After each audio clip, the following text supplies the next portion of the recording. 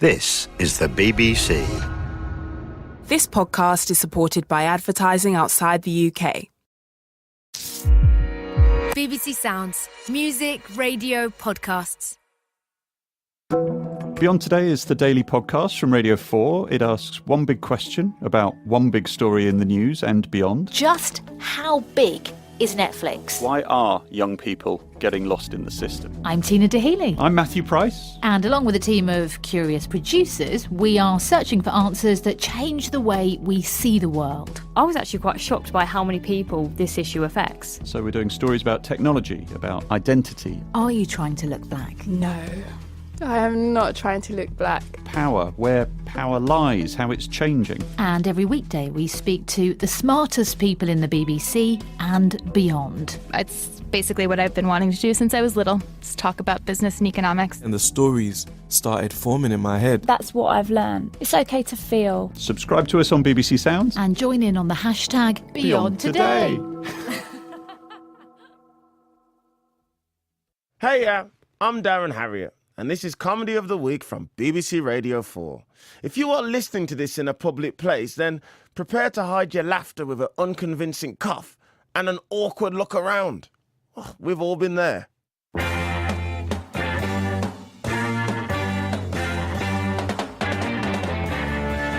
Life on Egg.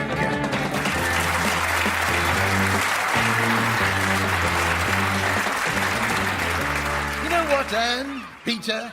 On a beautiful day like this, you can almost forget we work in a dilapidated prison built on a giant prehistoric egg in the middle of the sea.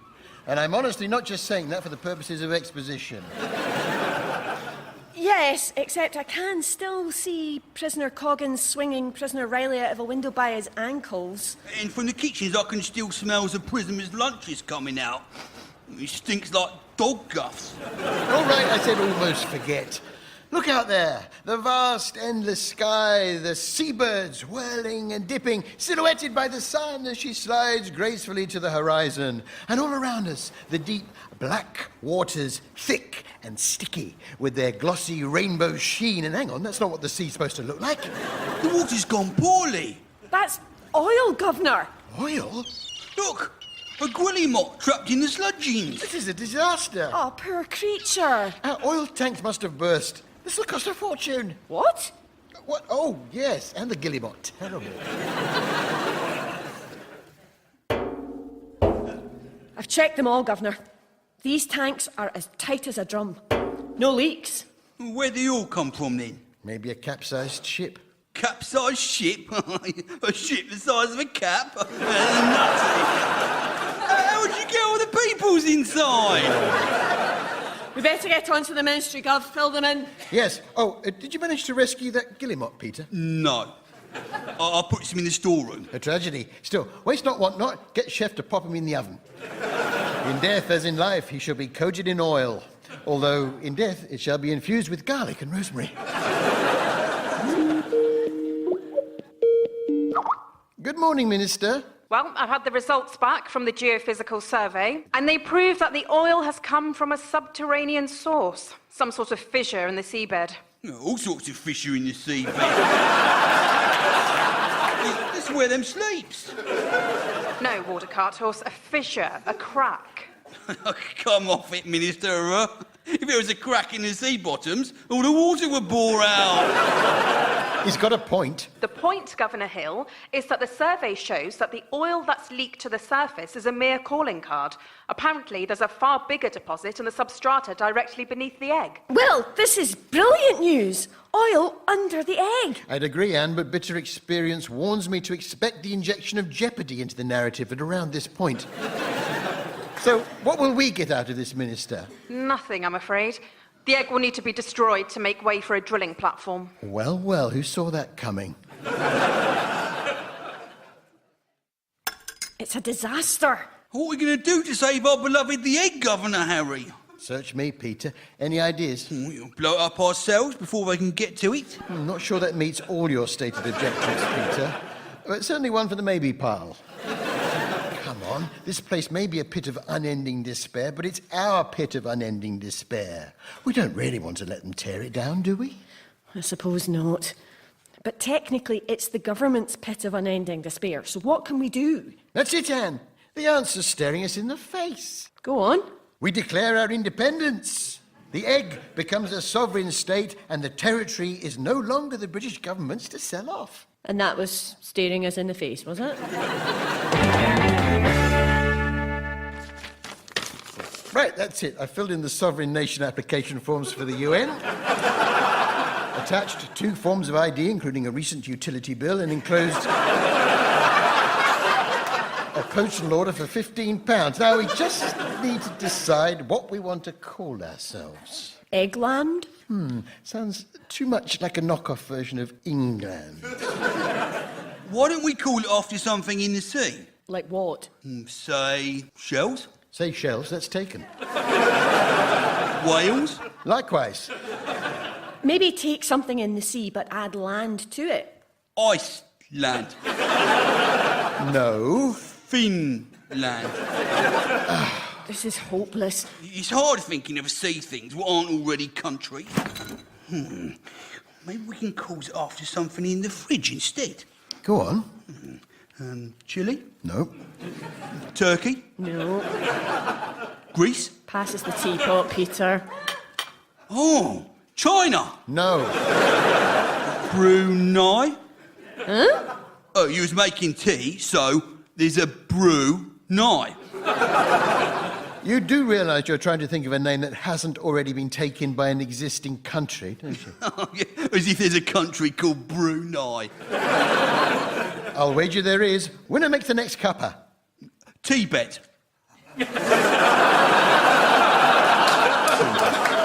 Look, let's just call it Eggonia and have done with it. Oh, hungry. Too late, Peter, we've already got a name. No, I'm hungry from looking at all the food. Oh, in that case, can I interest you in a Gilly Mott Toasty? So that's me for Prime Minister. Me as Home Secretary and Prisons Minister. And Peter... Yes, Governor Harry? I mean, Prime Minister Harry? UN Ambassador? I don't know. UN Ambassador? No, Peter, I'm offering you the role of Ambassador to the United Nations. You'll represent Eggonia on the world stage. Can I take the packed lunch? Why not? Yes, crisps and juice. Are you sure that's a good idea, Governor? What do you mean, Anne? Peter's not the most worldly traveller, is he? Remember his London sightseeing trip? Yes, I know. He spent 2 hours in Madame Tussauds trying to get autographs off Jessie J and Fidel Castro. Do you really think you can give a senior position in world politics to a man with the cognitive abilities of a 5-year-old? Hard to know, Anne. If only there was some kind of precedent. Oh,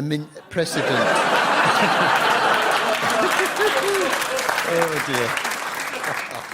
What about the rest of the cabinet, then? Well, we must have inmates with the requisite expertise, like Gary Atwell, the gun runner. He can be Secretary of Defence. Ali Shawani, the serial fly tipper, Minister for the Environment. Brenda Paulet, the counterfeiter. Chancellor of the Exchequer. Now you're getting it. Colin Boscombe, the drug smuggler. Minister for Sport. It's all falling into place, Anne. Are you sure about this, Governor stroke Prime Minister? I mean, what kind of government would fill its cabinet with criminals, ne'er-do-wells and absolute louse? Now then, Anne, I think we've attempted enough cloddish satire for 1 week. I brings prisoner Giles, Gov. Ah, good. How are you getting on with the new language, Giles? Thank you, Prime Minister. Eggish is coming on quite nicely.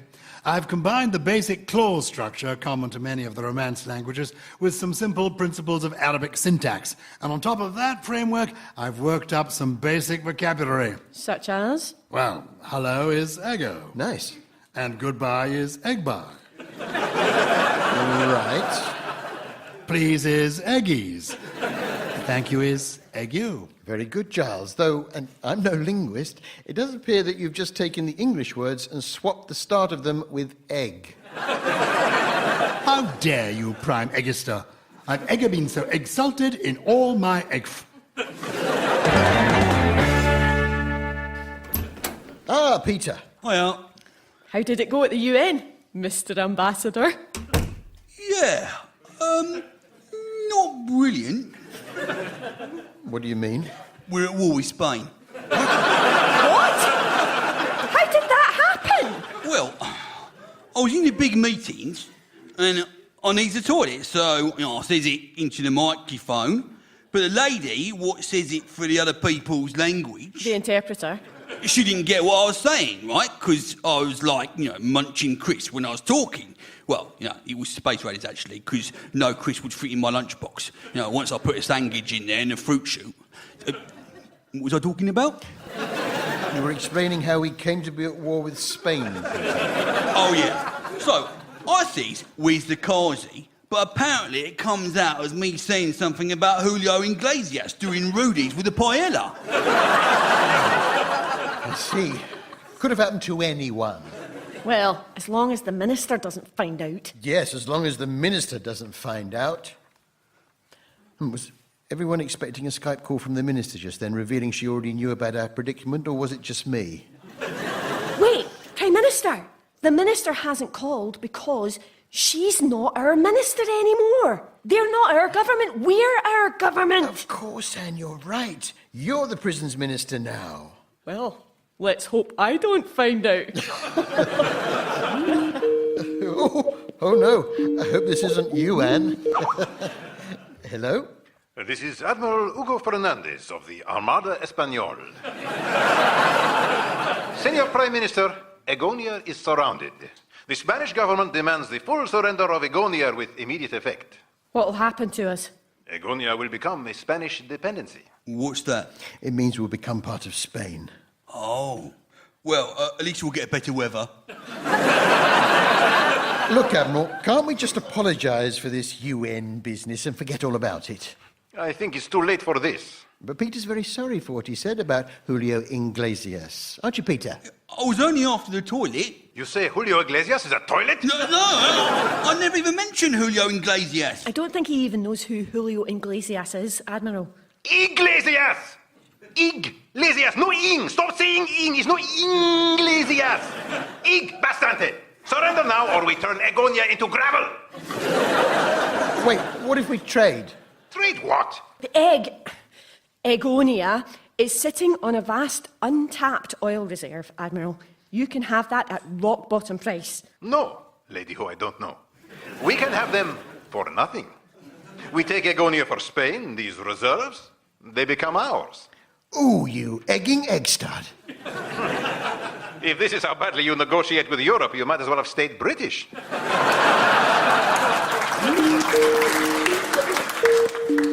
Now what? I'm going to have to put you on hold, Admiral. Hello? Good evening, Prime Minister. Minister, what can I do for you? Courtesy call, really. You remember the Geophysical Survey team? The Geophys, yeah? Well, they've discovered another much bigger oil field a few miles away. By comparison, developing the field under the egg wouldn't prove cost-effective. So if Egonia was inclined to revert to British territorial status, you'd be left alone. Ego intacto. Can we do that? Let's have a look at the UN contract. Oh, yes, look, there's a 2-week cooling-off period. Right, well, Minister, it's a decision of major national importance. Of course. So there'll have to be a referendum. Hands up, who wants to go back to being British? That's me and Anne. Who wants to stay Egonian? Peter? I want us to be in charge of our own borders. We don't have any borders, Peter. We're an island. I vote Britain! Excellent. And may I congratulate you on a fair and informed referendum campaign. Right, we'll restore your UK status with immediate effect.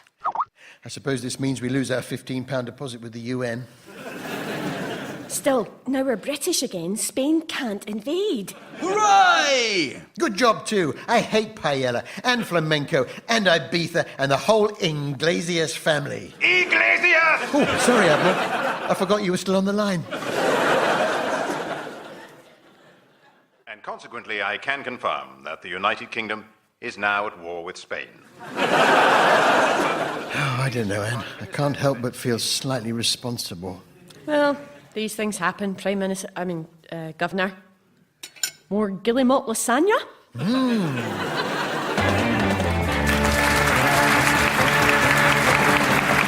Life on Egg was written by Daniel Meyer. It starred Harry Hill, Karen Barkey, Giles Brandreth, Marek Larwood, Daniel Meyer and Suk Oddsler. The producer was Sam Michelle, and it was a BBC Studios production. There we go then. The end of the show. Thanks for listening, and we'll be back next week. You know, obviously. If you love this comedy, you can find more episodes on BBC Sounds. Hello, I'm Gemma Kearney, and I want to tell you about Don't You Forget About Me, a brand new hub for great music documentaries from BBC Radio 4. Whatever your musical taste, we've got you covered. Whether you want to discover the cult of Aphex Twin or appreciate the genius of Jeff Buckley. My whole philosophy or my whole discovery is that every emotion has a sound to it. Listen to old favourites and make new musical discoveries. I don't have the answers, and you shouldn't either. And I'm going to make it really complicated just to prove that. Just search for Don't You Forget About Me in BBC Sounds and subscribe now.